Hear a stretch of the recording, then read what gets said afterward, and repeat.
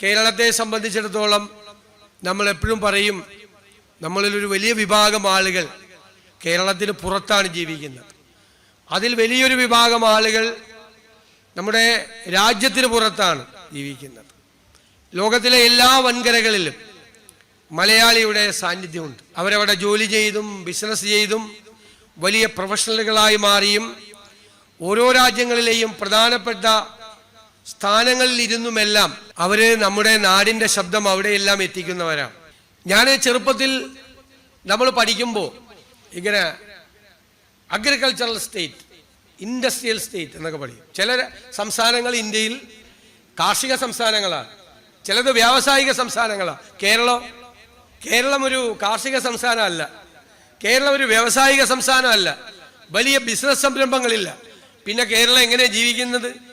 കേരളത്തിൽ നിന്ന് വിദേശത്ത് പോയ മലയാളികൾ അയക്കുന്ന റെമിറ്റൻസ് ആണ് കേരളത്തിൻ്റെ സമ്പദ്ഘടനയുടെ നട്ടെല്ല്. റെമിറ്റൻസ് അവിടെ നിന്ന് അയക്കുന്ന പണമാണ്.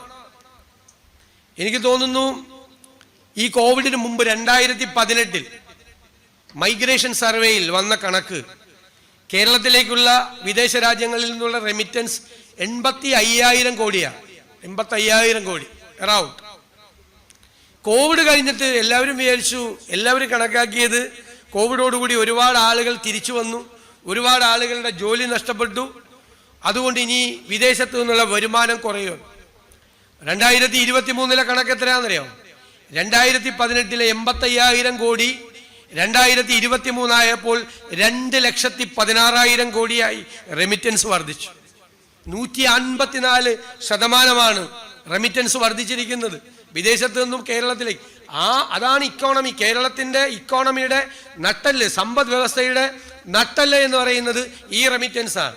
അതിൽ വീടുകളിലേക്ക് വരുന്ന തുക തന്നെ 38,000 കോടി രൂപയാണ്. വീടുകളിലേക്ക് അയക്കുന്ന പണം വിദേശത്ത് നിന്ന് അയക്കുന്നത്.